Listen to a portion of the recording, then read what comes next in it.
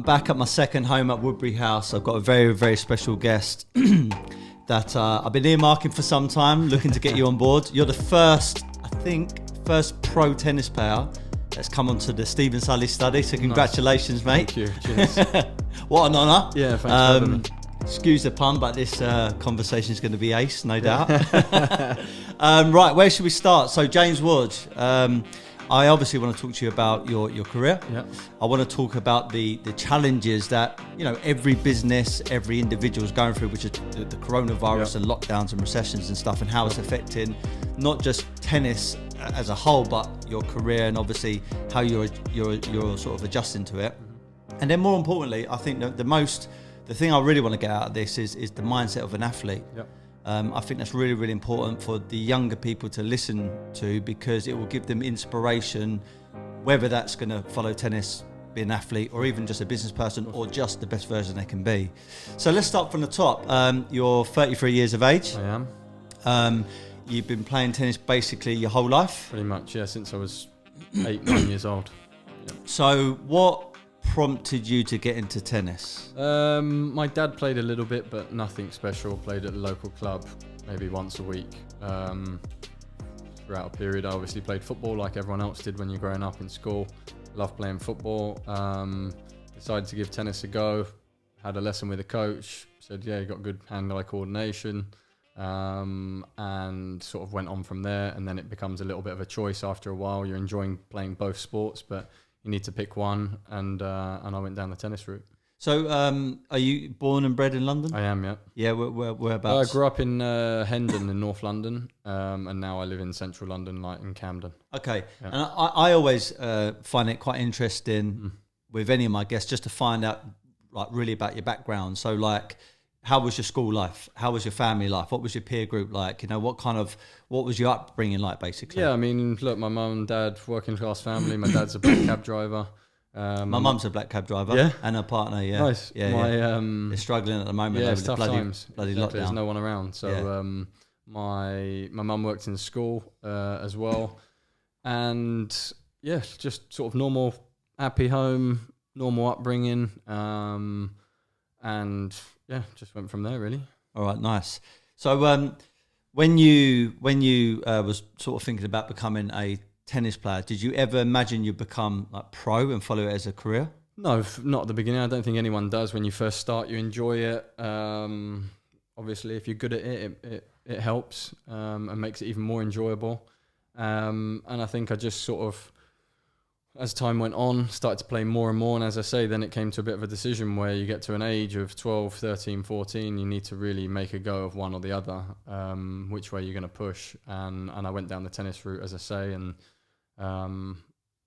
played a lot, trained every day, 5-6 days a week, 3-4 hours a day, sort of working on your craft as a kid and just hitting thousands and hundreds of thousands, millions of balls. Yeah, and just working on technique and grinding away.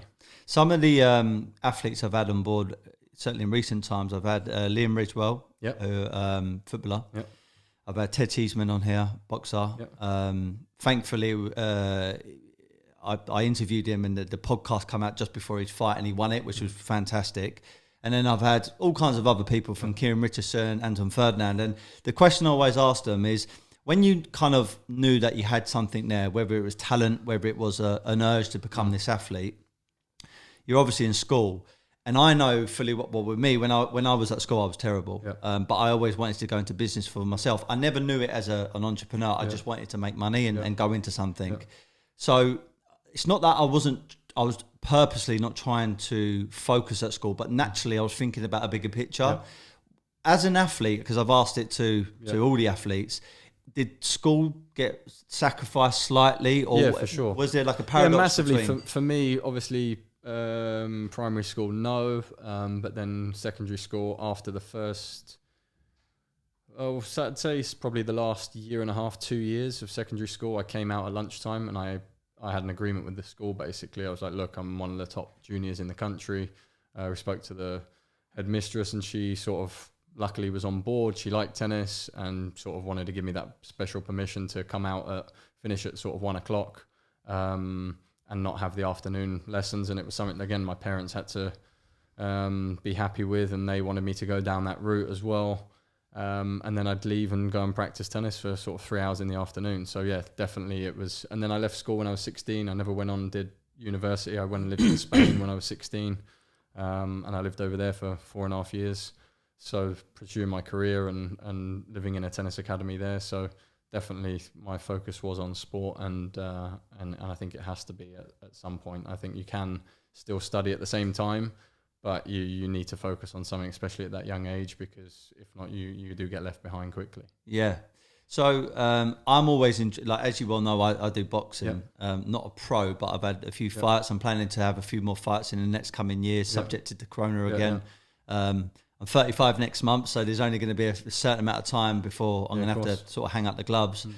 I know what boxers go through in order to get strong, powerful, to improve their technique, etc. And I'm always intrigued to see if other sports overlap with what boxers do. I think tennis and boxing actually are the most similar together sports. It's that conditioning. You have to be.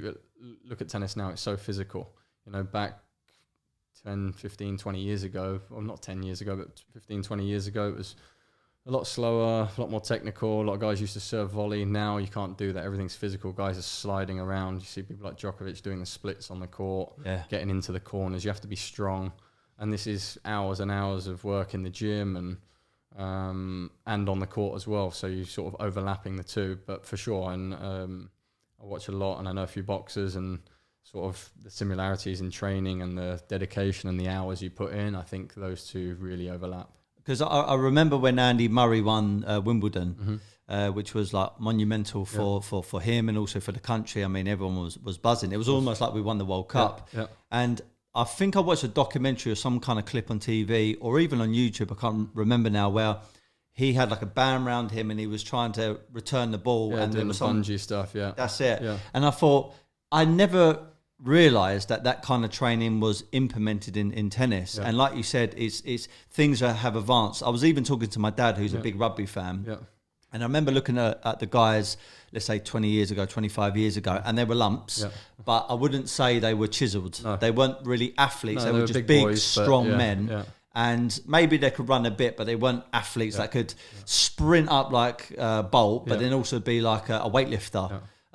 And tennis has obviously evolved into that as well. So, I mean, what kind of things in the gym, or what kind of unique scientific stuff have they implemented in the last few years since you've been a pro? It's been through different stages. If you look at like Andy as an example, he bulked up quite a lot. He was skinny like myself. He bulked up for a few years. I think now he's still big. I saw him today. He's still pretty big, but he definitely, you look at Djokovic, those guys, they're a lot more sort of slim. You need to be fast, you need to be agile, you can't carry too much weight. You could be out there for 3, 4, 5 hours at a time playing a Grand Slam, and you need to recover quickly. If you're heavy and bulky, you just can't get around the court. Guys are hitting the ball too big at the moment. I think when in the gym, it's obviously a lot of weights. It's a lot of the squats, lunges, all your usual stuff. It's not beach weights. It's not biceps curls. It's specific to tennis, to your sport. A lot of injury prevention stuff for your shoulders, because as I say, you're doing the work in the gym, but you're also then having to play tennis 2-3 hours a day as well on top of that, and your arms just taking a pounding the whole time. So you've really got to try and sort of avoid those injuries that are going to crop up, and everyone's had their different troubles. I've had my knee surgery. I broke a wrist. I've had loads of problems. I had glandular fever at one point. Right. So everyone's had their problems over their career. Obviously, some more than others. And you're going to get setbacks no matter how good your sports science is, no matter how good your fitness trainer is. Things happen in sport. So. Yeah, it's, as I say, it's not a contact sport, and a lot of it's in your control. But there are other things, with hours and hours on end of serving, of working on different techniques. It can have an effect on your body, and to a lot of people, it does in the end. I interviewed on Saturday, and it comes out this Wednesday, a guy called Bryant Jennings, heavyweight. He fought Klitschko. Okay. You might be familiar with him because he was part of the Game Changers documentary. Okay. He's plant-based. Guy from Philadelphia, black guy, massive. Yeah. And I was talking to him about why he turned into a fully fledged raw plant-based vegan, because they always say that you need loads of protein, you need the steaks, etc. And he said part of the reason why he done it is it's not necessarily more energy, but he believes that the plant-based diet preserves your career. That's part of the reason why he done it. Yeah. So you touched on about recovery and preservation, basically, and I know that comes down to resting, of course. Sports, therapy, massage, ice baths, whatever you like, whatever you. Do you know what I mean? I think a lot of it is to do with the individual. Yeah. Again, I'm someone who prefers massage over ice bath. I've never felt. I feel like after an ice bath for the next 5-10 minutes, I feel great, but then go back home and I wouldn't have known I've had one. I don't feel like it's a big impact on me, you know. Whereas massage for me, it lasts longer. Other people are different. Maybe it's a lot in your head as well, you know. Maybe some people like that hands-on, other people don't. I think a lot is to do with that. Obviously, your nutrition, your fuel, how you eat. But again, it's what you're able to get a hold of. You know, if you're traveling 30 weeks a year on tour, and depends what level you are, what sort of budget, what hotels you're staying in. The top guys can get a chef. You know, it's easy when you've got a chef and you can prepare your menu, and you know.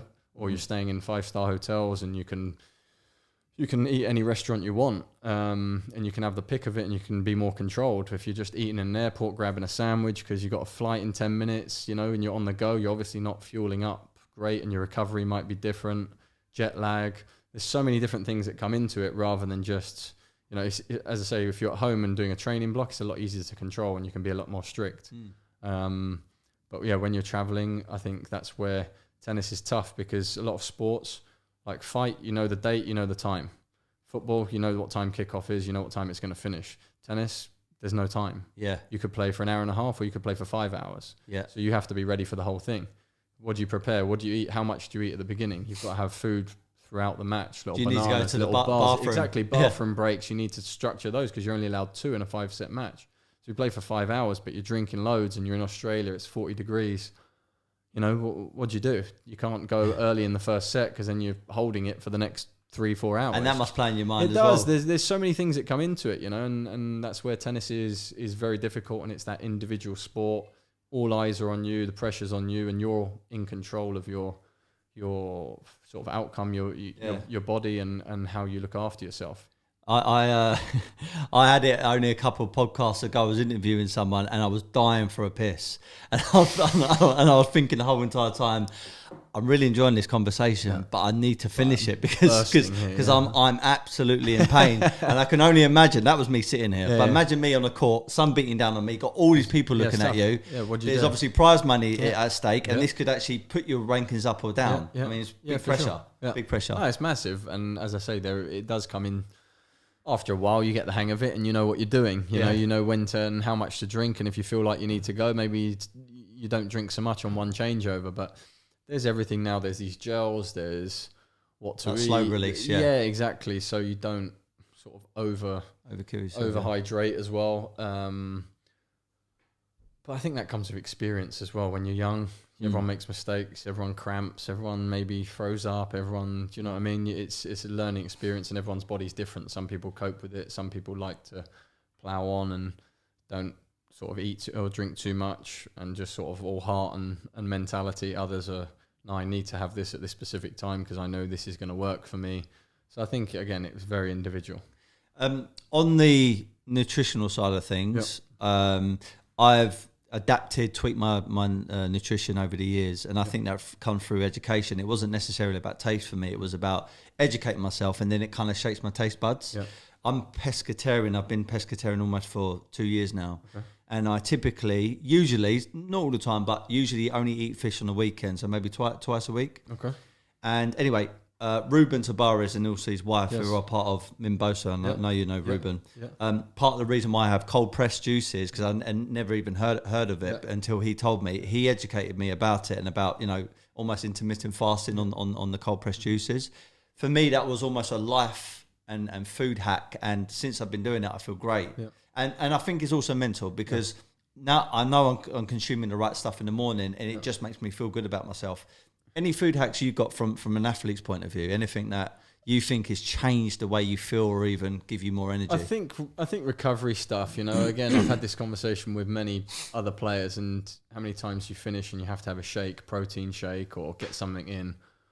And all of it, I speak to a lot of people and they say, well, I don't feel any different. It's like a placebo. Exactly. I know I'm doing the right thing, and obviously my body needs it. I've just played for however long. It's the right thing to do, fuel up, because maybe you're not hungry after you just finished working out. And you down a shake, it's a lot easier. But I don't notice that makes me feel any better. I don't notice that makes me feel less tired the next day, less sore, recover better. But maybe it does. It's very different. And I think it depends on how strenuous your matches were or your training is as to how much you sort of bulk up and how much you look into that. If you had a real tough week, or you're doing a pre-season, or you're playing a 5-set match, I think you really need to sort of look into that recovery, like the ice baths, the massage, the food, whatever works for you, the sleep, the rest, as I say, whatever works. But when it's just a lighter training session, or your match is quick, or you play for an hour and a half, and you've got to play again the next day, I think a lot of it comes down to sort of time management. You can't be too obsessed. You've got to be happy as well. You can't be too obsessed with, I need to do this. I didn't have this at the right time. I didn't take that. I didn't eat that supplement, take the thing. It's it can play on your mind, and suddenly it affects your tennis because you're thinking, I didn't have the vitamins this morning. It's ridiculous. Ultimately, it's not going to change your forehand or your backhand, but it's in your mind. So for me, I've never really been that into it.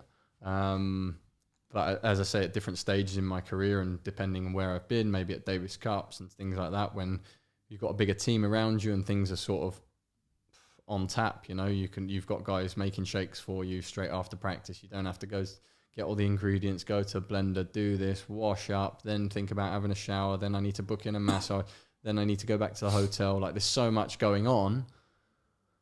If those things are taken care of, it makes life a lot easier. So again, it depends what sort of level you're at as to how strict you can be on those things. Yeah, in my opinion. So you mentioned Davis Cup, 2015 winner. Yep. I think it's a nice progression to talk about your career then. So would you say that is the highlight, or one of the highlights of your career? Sure. Definitely. And just for the viewers who don't actually know what that means, Davis Cup and what that was all about. Yeah, Davis Cup's the World Cup of tennis, basically. So you play against all nations. We're in the top group, in the world group. Doubles? No, singles. Singles and doubles. So there's 5 rubbers. You play 2 matches on the Friday, 1 match on the Saturday, and then 2 on the Sunday. So you've got to win 3 points out of 5. Okay. And you win the tie and you move on to the next one. And usually there's 3 or 4 ties. If you win it, it's 4 ties in the year. Yeah. And can you play singles and doubles? You can do, yeah. Andy played singles and doubles a lot. A lot of times we've actually got a lot of good doubles players in Great Britain, so we've always had pretty good options when it comes to doubles. And again, you're playing best of 5 sets, so you don't really want to be playing singles and doubles because you're killing yourself. It's over a weekend. If you play a long match on Friday, you want to have Saturday off to recover to go again on Sunday. Yeah. But yeah, we work towards sort of that goal of trying to win the Davis Cup. Is the first time in 83 years, I think, that Great Britain had won it. We got close the 2 years before, but we had a great group and everyone was working towards the same goal. We all got on great, good friends, whether it's players, coaches, trainers, physios, nutritionists, everyone. And everyone was pulling together, and it just shows what can happen when you have a great team spirit and everyone's fighting for each other, and that's what we did. And again, it helps again having a great player like Andy in your team who can put a lot of points on the board for you, but everyone needs to pull their weight, and I did in that year as well, and as did Jamie as well in the doubles, and we come away with the title, which was by far the best achievement in my career, because playing for your country for me is the ultimate honour, and I played 6 years Davis Cup, and to come away with the trophies, it's unbelievable. Do you know, I think the first challenge and I think this goes across any sport and also in business, is almost like not to make it, but to make enough noise that you become noticed. So like you're on the progression, on that path of becoming a successful person, and then obviously it's maintaining it, and then it's stepping up the levels. Yeah. But then when you hit moments like that, I always say to like even salespeople, they would obviously we were getting a new office upstairs, and the big sort of challenge I find with like dealing with salespeople is they're pushing for like becoming successful and trying to earn money and you know become the best version of themselves. But the moment they get to a level and they actually make some money, the biggest challenge is not allowing it to almost go to their head and also make them feel like they're invincible. Yeah. So like a challenge. There must have been a challenge as soon as you won something. It almost like, how can I use this success now to go on or not allow me to become complacent? What was that kind of like? Difficult. 2015, so that was probably my best year. I was in the top 100. We won Davis Cup. There was a lot of great things happening. And then at the end of that year, actually, my coach, who I was with for 3.5 years, it was like a second father to me. You know, you travel, you spend more time with your coach than you do with your missus or with your family, and you got to get on well because there's more time off the court than there is on. And he sadly passed away with cancer. That was a sudden thing we found out after US Open, and sort of 14 weeks later he died. So it was a big shock to me. Like, it was losing your best friend and your mentor and someone you trust, and we were just on a great run. So that was a big setback for me for the next year. Felt a little bit lost, sort of competing wise, and then I had a lot of setbacks injury wise with my knee, which was a shame, just as I'd sort of done well. I was playing through a lot of pain during that 14, 15 time, and then sort of from 16, it just got too much where I felt I couldn't compete at the level that I wanted to be at because guys were just too good. Your weaknesses become exposed, and I couldn't put any pressure in my right knee bending in to hit my forehand or turn and recover. And it's just small things that maybe don't sound a lot, but at that level, matches are so close, it comes down to a few points. And if you feel like you're always sort of just behind, it's no fun. So I tried to rehab, come back and play. It didn't really work. And then in the end, I thought, you know, I've got to go for surgery and open up and see what's inside, because I saw so many different specialists, scans, no one really knew what it was. And then I went to Sweden, great surgeon there, and opened up the knee, looked at it, didn't show what was on the actual scans, so it just interesting. Sometimes you have to go in if you're out of luck. You sometimes got to go in and have a look at and see what it is. Luckily, sort of repaired a little bit in there and cleaned out the tissue and got rid of all the rest of the blood vessels and all the other rubbish that was around the back of the knee, and putting pressure on the patella tendon. And then, have to then go through rehab again. And mentally, that's so difficult because I feel like I've just done 8 months of rehab, tried to play. Then I've had to have a surgery, do another 9 months of rehab. So I've lost 2 years straight away just after having my best year of my career. So in tennis, it's difficult because you lose your ranking. You can't just start up again where you were. You have to start again back at the beginning, back like when you were younger, playing smaller tournaments, playing futures, then getting on to challengers, then trying to work your way up to ATP. But that's not a quick fix unless you're one of these freaks who just breaks through and wins everything 5-6 weeks in a row and suddenly he's at the next level. Yeah. It's not easy to do. There's only a few of those come around in any generation. So it's a grind. And again, mentally, I think that's a big change that you have to get ready for and know it's not going to be easy. I've tried to do that. I've had some setbacks along the way. Last couple of years, I felt like I was playing well, decent level, especially at the beginning of this year. And then obviously Corona hit in end of Feb, March.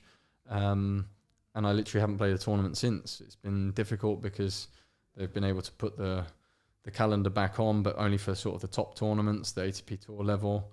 A lot of the other guys haven't been able to compete as much. So definitely someone in my bracket hasn't been able to get into tournaments, whether I want to play them or not. Yeah, of course I would want to, because at the moment I'm just training every day and not really knowing what I'm working towards. So it's a tough moment in my career to decide, keep that motivation up every day, going to work, going to train, going to the gym, doing the recovery right, because it's exactly what we just spoke about. You know, I could get home and go, I'm going to have a Five Guys, because what difference? I'm not playing for another 2 months. You know, it doesn't change anything, which it realistically doesn't. But you want to try and stay on it, because if not, what was the point in going to practice today? What was the point in waking up early, trekking over to the other side of London to train? Do you know what I mean? So it's trying to stay focused the best you can. Of course, you're going to have ups and downs in motivation and dips, but hopefully I can make another push for it next year if there's a few more options and life gets back to normal. And I think it's the same for sort of everyone. I think at the moment it's trying to maintain and tread water a little bit wherever you are in the world and whatever business you're in, an industry, and try and crack on again next year, hopefully, if things settle down. Yeah. I like what you said about like the Five Guys scenario, because I mess up every so often. I will have the drink when I shouldn't have had a drink. I'll eat some junk food when I shouldn't have had it, and I'm only human at the end of the day. But I do think to myself every so often, I'm not necessarily like religious, or I believe in like spirits and stuff, but I do believe in the law of attraction. Yeah. And I believe that something is always looking down, whether it's whatever. And I think to myself, if I've done something wrong and I know it's wrong, just having a drink when I'm not meant to have a drink, then something will be brought into my space to cause problems. But if I'm putting the work in, like I'm doing 2 training sessions a day, or I'm eating very, very clean, or I'm recovering at a certain point, or doing a sports therapy, good things come into my space. Good things, and it just attracts good things. And how much of a believer are you of that? You know, like for good sure. energy. Yeah, definitely. And I say, look, it's when you've had tough injuries and tough spells out of the sport, you start to doubt those things, because you're like, look, I've just done 8 months rehab with a physio, and you know, your own expense, and you're trying to give it a good go and stick to a regimented program and working countless hours every day, trying to get your legs stronger again after a surgery. But there's no guarantees of anything after that. I get what you're saying. You're giving yourself the best possible chance to be able to bounce back and get back to maybe the level that you were, and hopefully even better. But yeah, for sure. You know, it's like anything in life. You do the right things enough, you hope that those things are going to come back, and it's a good circle. What's it like as well? So obviously winning that tournament, and obviously playing at French Open, played at the US Open, Wimbledon, and Australian Open, and a bunch of others. Obviously, you start to become known not just nationally but internationally. What's that feeling like? Because you come from, let's say, a typical normal background, but then now suddenly you become this profile. What's it like when you walk somewhere and someone comes over and just goes, "Oh, you're James Ward, the tennis player," and then start quizzing you stuff? What is that like? I think, look, I haven't had it at the extremes of a lot of people who get real ultra famous and achieve unbelievable things in the sport. But at certain points, you know, especially over here, we don't have that many tennis players, so.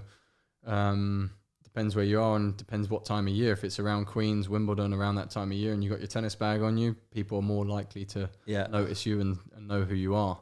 Sometimes if you go to a restaurant, you go to different places, people will know you. But I haven't had it, thank God, to the lengths that sort of Andy's has it, where wherever he goes, he gets hassled, pictures, and I know that sounds terrible, like it's a hassle, but it's he doesn't mind doing it, and as do a lot of people that I know in that sort of circle, that when people are respectful, you know, it's you don't mind, and you're happy to give your time up. It's just when everyone it sort of expects, just because you are who you are, that you should give up your time. And if you're eating dinner with your family at a restaurant, people come up to you, it's not comfortable, it's not fun. You know, you got to respect people's privacy as well, because if not, they end up not being able to do those things. Well, one of the things I was sort of going towards is I've had a few footballers on, and I always in my mind categorize golf, maybe Formula One, and tennis as almost a gentleman's sport. Yes, very gentleman-like. A lot of people are very, very respectful. But when you've got boxing, and I would say more so football, there's like, you know, there is a hooligan sometimes mentality, sure. And unfortunately, there's very good people, very good fans, but there's also very bad fans, and those bad fans are not afraid to tell you as a sports person how they feel about you. I mean, Gary O'Neill, who was on my podcast recently, who's now Liverpool, I think a youth manager, he even had it recently up on the train where someone wanted to express their views about him. I mean, in tennis, you don't really get that so much. No, that's the thing. You don't get it because of people who go to watch tennis are different fans to what go and scream and shout at football. They mix as well, the fans, and it doesn't really matter. Yeah, of course. No one really sort of... You don't follow a player like you follow a football team. Yeah. It's not that strong of allegiance. You obviously... Whatever country you go to, they generally choose the home player. But there's also, depending on the tournament, 30 to 100 other guys of different nationalities. So it's not just after one player. Everyone obviously loves Federer and Nadal. If you're playing against those guys, you're in trouble because every crowd around the world usually goes for them. Yeah. But against anyone else, you're pretty much even, you know, and people are very respectful. They clap for both sides and they sort of appreciate the game. Whereas in football, and I mean, I'm guilty of it as well when I go and watch football, you know, screaming and shouting. But it's definitely different for sure. Who's your sport? Arsenal. Do you? Yeah. All right, cool. And obviously being in that gentleman's kind of sportsmanship kind of environment, that culture, I mean, there must have been great opportunities outside of tennis that have come into your circle. Of course, you meet amazing people that if I wouldn't have gone into tennis, I would never have met. Again, for opportunities after tennis, for sure. There's avenues and there's doors that will be open. As I say, at the moment, I'm obviously trying to carry on and push whilst keeping a good relationship with a lot of people. And I think you network a lot better. You just get to meet that sort of different clientele when you're traveling around the world playing tennis to what you would do if you was involved in football. You know, again, it's an individual sport where you got to look after yourself and promote yourself. Whereas in a team sport, you know, everything's taken care of and you just turn up and play and you're sort of shielded by a lot of things. Managers, teammates, people organising stuff. Or in tennis, it's you or on your own or you and your coach or, you know, you have to sort of look after yourself. Yeah. We're very similar age. We've both had the pleasure and fortunate of experienced life as it is now, which is in the social media era, the digital era. Yeah. But we're also, you know, we're also of an age where we've experienced life without it. And there's pros and cons to it. Of course.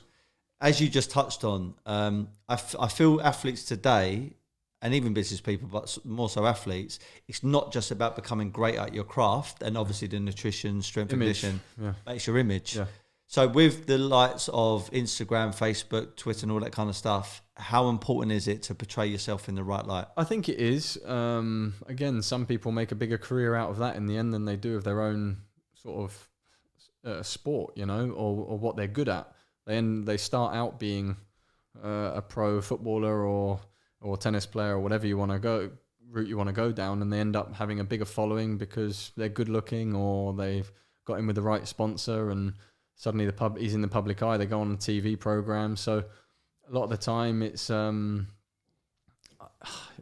you say, look, we've experienced both sides of it.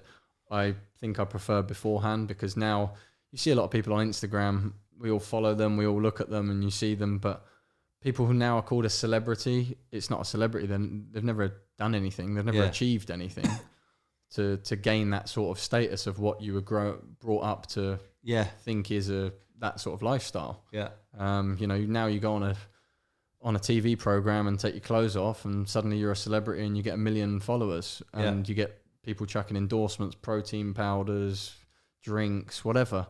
And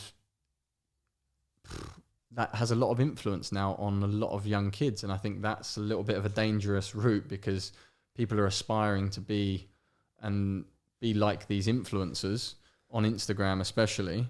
And it's just a dangerous road they're going down because the mental health side of it. Mental health side massively. Look, a lot of kids are basing their appearance, basing their thoughts, their achievements on what is actually a fake life on Instagram. As I say, a lot of these people haven't done half of the things maybe they claim to, or they don't even look the same as they do in real life as you look on Insta. But it's, you know, there's a lot of editing apps I've seen recently that make people look unbelievable when you see them in real life. You're like, hang on a minute. Catfishes. Oh, big time. Plenty of those about. But I think it's just the world we live in, and a best image you can, you've got to try and portray that, as you say, for your income, your sponsorship. It definitely helps go alongside that. But another thing is, I've had a lot of abuse on there, on Facebook. I was going to ask you this. I came off Facebook 5 years ago. What kind of things are they saying? Oh, it's basically all from people who are betting in tennis. A lot of Eastern Europeans who will send you abusive messages after you've lost the match, basically saying you fixed the match, you didn't want to play, and because they've lost money on you because you were a great bet. Maybe you're playing someone who you're like, look, mate, I've just lost literally by 2 points. I'm trying my arse off, but I just come unstuck. The last thing you want to do is open your phone and see some abuse from 10 different people, and they're all fake accounts. They got no followers, and do you know what I mean? Because they don't want to be found by the authorities. So you're obviously supposed to report a lot of these cases, which a lot of players do. But now I just sort of found that Facebook, there's no point in it anymore. I came off that a few years ago. Yeah. And it still happens now. A lot of players, we all talk about it, and you got one from that same person as well. It's the same culprits. But it's like any industry. You can now message anyone and send a message. Whether they open it and whether they look at it, it's a different story. Yeah. Or whether they're the actual one or their management team. Again, depends who you're messaging and how big they are. But it is a dangerous world because you're able to be a bit of a keyboard warrior. If someone you met them in the street, would you say it to their face? Yeah. Definitely not. Most people definitely they wouldn't. But they get behind a keyboard or a computer or a phone and they say and they write all sorts of stuff. If you ever retaliated? No, not online because there's no point. What am I getting out of it? If anything, I'm giving them satisfaction that I'm engaging with them. I always just delete and go on or report it as well. So yeah. On that note of social media, thankfully I got to know you obviously through my friend Lewis Burton, our mutual friend, obviously ex-tennis player. He's promised me he's going to come into the podcast in the next coming weeks, so look out for that. I look forward to it, yeah. But like you said, with social media, when we were younger, when I used to see a footballer or a boxer or a tennis player, it was almost like, oh my God, that's like, it's almost like you've seen the Pope for the first time. Exactly, it's like starstruck. Yeah. But now with social media, it's almost like, it's not like you know them, but you feel like you're in arm's reach of them. Because there's so much information about them, their lives, their personal lives, what they do, what they don't do, what they like. You see behind the scenes. You do, yeah. And there's a lot more footage of stuff because, again, people want to look into that, and it's great for TV and different documentaries and series and things like that. But which I'm not against because I think it's good to educate people, especially sports stuff. To see how teams are managed, how players train, see different mentalities, a bit like what we're talking about. If you can inspire and help people, then it's great. But if it's done just to spy and look at, he's wearing this, or he's got this, or he's driving that car, he's just bought this house, it's just that envy. It's obvious. No goal to it. No, of course. Look, footballers, they earn a lot of money. There's no secret about it. Yeah. So why do people get upset about it? Yeah. It's going to happen. If he wants to buy a house or a new car, he's going to go and do it. Yeah. No matter how much abuse you send him, it's not going to change much. Yeah. So I think it's that different mentality now to when we were younger and looking up to seeing a footballer or seeing someone that you were starstruck by. It's definitely changed. Yeah. A lot of people get into like things like, so when again, going back to school, a lot of the kids when I was in school with them always wanted to be a footballer. Part of it is passionate about football, travel the world, but then also the fame and also the money. I mean, for you personally, was like the fame, money, was that a big factor towards playing tennis, or was it just because you were passionate about the actual craft? At the beginning, definitely not. And then obviously when you start to see what can be done, that drives you. But I think that's the same in any industry. If you start out working for a company, you want to keep getting promoted, you want to keep getting to a higher level where you can earn a bigger salary and achieve bigger things. It's like anything in life, you always want to do better, and with that comes rewards. And obviously in sport, there's a lot of the time there's bigger rewards than in other industries. It's just how it is. So I think it drives you. But when you're on the court, it's amazing how many times you play for something, whether it's money, whether it's an achievement in a tournament. It never crosses your mind. You're just out there battling against that person. Maybe it makes you nervous if you know that there's a lot of money on the line and suddenly you're serving for the match and you've got a great chance to win. For sure, it can affect you.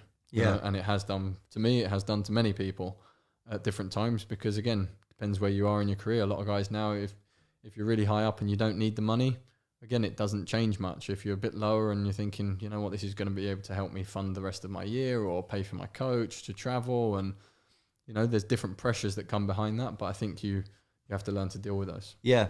I've done a little bit, obviously, homework. It states on the Wikipedia you've won, I think, 1.6 million pound or dollars in prize money. Obviously, there's endorsements, all the other kind of stuff. Yeah. As far as financial education is concerned, because I always have the same conversation, especially with boxers and footballers about this. There is definitely not enough support in the football community. Maybe that's changing now. When I spoke to Anton Ferdinand, who's just retired, he said there definitely wasn't enough financial education, and because they are known to earn money, they were targets, and then also boxers. But in tennis, I mean, is there you could potentially win millions and millions and millions, and here is what we suggest you start doing with it. Not really, no. Again, so it's all self-education. Of course, self-education and having the right people around you. Exactly, it's who you're surrounded with. And how important is that? Massively. Yeah, that's the main thing. Obviously. Now, governing bodies like the ATP, they give courses or they'll give information about how you should invest or look after your money and do different things. But again, you never know who's driving that, who's the company that wants you to go with them because they're giving you the advice. A lot of the time, you sort of go with your family and friends, and some people that's great. Other people, it gets them in trouble. Yeah. But I think you sort of have to try and personally look into it and do a little bit of research and try and become educated on the matter, especially if you start earning a decent amount of money. Yeah. Because it's a short career and it's not going to last forever, and especially guys in football is the best example of earning a lot of money at a young age. You really need to think about, who knows, if you get an injury, something that changed quickly, and you need to try and be set up and do things properly. Yeah. Apart from thinking about building a massive Richard Hamilton portfolio of us. Exactly. I'm joking, but who knows? Yeah. What kind of things, I mean, like, do you invest into businesses? Do you have, like, obviously I don't want to go into your personal circumstances, but like properties and that kind of stuff? What are you, basically what I'm trying to get at is, what are you going to do? What are you thinking about beyond tennis? Yeah, I think property is obviously the main thing. When you want to move out your parents' house and you've got enough money to put a deposit down for somewhere, that's what you work towards. And property is the main thing at the start of the journey, I think. After that, once you a little bit more settled in your home life, then you can start to branch out and try a few different things, whether it's startups, whether it's art, there's many different avenues you can go down, investment stocks. But I think going forward, as I say, for me, it's trying to get back to the level that I was 3, 4, 5 years ago. So how long would you say you got left in your career then? Who knows? As again, with having not played for a while, I still feel pretty fresh. I don't feel old and weathered and tired. But I'd probably say another 2, 3 years, and then, then you look to the next step. Again, a lot can change in that next couple of years. Where I'm going, who I meet, different avenues. There's a lot of possibilities, especially, as we said, with the people you meet through tennis. I'd like to stay in tennis to some capacity. I'm probably not going to be standing on court coaching for hours. I think I've done enough hours on court myself. Pundit, maybe? Possibly. I could go down that route. Not sure it interests me right now. But something maybe in events, in management. An academy? Yeah, an academy. Mentoring some younger guys, sort of giving the experience, trying to lead them down the right path instead of the wrong one, which you can see happens a lot. So yeah, something like that. Obviously, we spoke about you winning the Davis Cup, and that was a high. Is there like a low period in your life? Yeah, obviously it would be when my coach passed away. For me, that was tough. And then being hit with the injury straight after that and not knowing if I'd be able to play tennis again, it was kind of a point where I had to decide I can carry on at this level, but it's probably not going to be enough, and I don't want to keep playing at this level. So I've got to make a change. I've got to go for it. It was a big risk to go for the surgery. It paid off. And now I look back, I go, I wish I would have done it a few years earlier, because I had knee pain for many years. Yeah. But I'd probably say that straight end of 2015 and then all of 16 was my toughest time because of personal circumstances as well as professional. I know when you go through tough times, we all go through tough times, but you see some people that hit these tough times and they can turn to drink, drugs, and major depression. How, I'm not saying you're an expert at it, because I don't think anyone can be, but what's the kind of, how can you prevent yourself going like falling into that hole? It's difficult. I think, again, it depends who you got around you. I think a lot comes down to your home life, your family, your mum and dad, your upbringing. And, you know, I've never been into drugs, never even thought about it, never even tried a cigarette. Drink occasionally, but again, it's not a big thing for me. So everyone's different, you know, and it all depends what you were brought up to do and what was acceptable and what's not. The morals and stuff. Exactly. So I think a lot of it comes down to that. But then also, you also know if you've reached a certain level, what you have to do to get back to that point. Yeah. So are you going to put yourself further down the line, or are you going to try and claw your way back?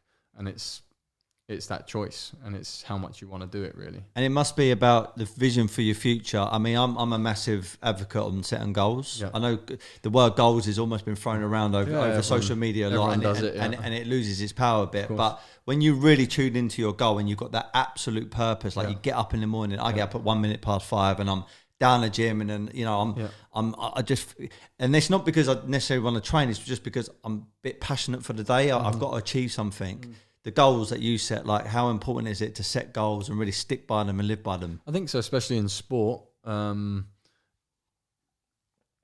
lot of it is obviously performance-based, rather than sort of your own self, because I think everything revolves around your career, and you're so into the career that you don't start thinking sort of outside of tennis. Those are just extras, and depending how well you do in your tennis gives you more opportunities to invest or have more time off, go on better holidays, buy a bigger house, get a better car, etc. So I think you set them and you try and stick to them and be regimented. But I think any professional sportsman is kind of regimented anyway, without having to be forced too much, because they know that there's plenty of people out there who are going to do it if you don't. So you need to stick to a certain sort of regime if you're going to be able to achieve what you want to do. Yeah.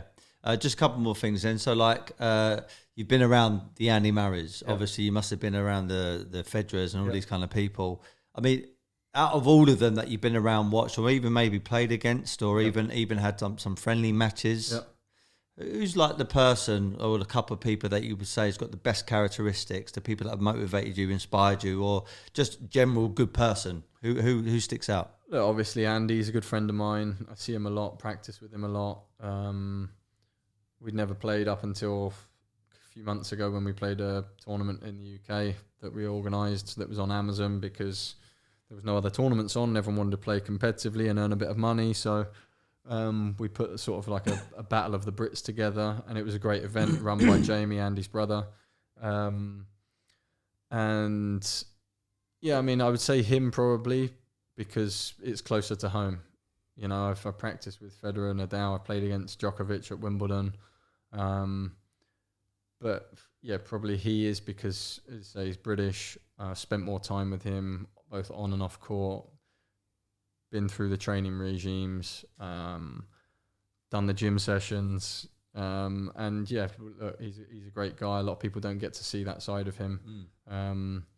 It's actually quite funny, I heard. He is. He's got like dry sense of humour. Yeah, almost. He's got decent chat. Yeah, I won't big him up too much. He's got decent chat, but he's got a nice home life as well, and it's something that you look at and it drives you as well. And all them top people. I mean, there's great players and there's like absolutely phenomenal players. What would you say are a few characteristics that separate those players? I think they're driven beyond anyone else. I think even Andy, the sacrifices these people make, obviously their talent and their level is better than anyone else, but I think they work harder, they're more dedicated, they're willing to take more risks than other people. When you look at Andy, Rafa, Federer, it's no coincidence that they've been doing it for the last 10, 15 years at the top, and no one's got close to them. You know, they are special, and it's the same when people go, oh, why aren't you as good as them? It's like, well, why is footballers not good as Messi and Ronaldo? You know, there's always a few people in each sport that come across in your lifetime that are just special and and just way above everyone else. And it just comes at a time that we're alive, that we're at the best 4 sort of tennis players, you know, well, definitely 2-3 tennis players of all time for sure. But yeah, you put Andy in that category as well. Until he got injured, he was mixing it with those boys and won slams, Olympic golds. It's just a ridiculous achievement. And I just think that level of dedication and drive is bigger and better than everyone else. Maybe again, then on the other side of it, they don't experience some things that the normal people in life experience. You can't go out to a restaurant and have normal time. You don't go on family holidays. You don't do those things, so you miss out on a lot of things. But obviously, sporting wise, the rewards are great for it. Yeah, perfect. So where can people find you if they want to follow you? Follow me at James Ward Tennis on both Twitter and on Instagram. Yeah. Cool. Any other points, like anything coming up exciting for you, or anything to look out for? Or? At the moment, it's tough because of the Corona situation and in Australia. Not sure if it's going to be on at the moment. So difficult to plan ahead, but working hard and on the court, in the gym, and hopefully from sort of mid-Jan we'll be able to go full on and give it another go. Good stuff. I've got a quote. You might have heard it. It's called "Be happy, never content." It's something I try and live by. Yep. I've got my own interpretation and view on it. Mm-hmm. If I were to ask you, "Be happy, never content," what does that actually mean to you? What is your interpretation? Be happy in life. Be happy with what you've achieved, but don't settle. Always keep pushing. Good stuff. Powerful. Thank you for your time, mate. And this is going to come out in a couple of weeks' time. Appreciate it. Top man. Thanks, Steve. Cheers, man. Thanks. Cool.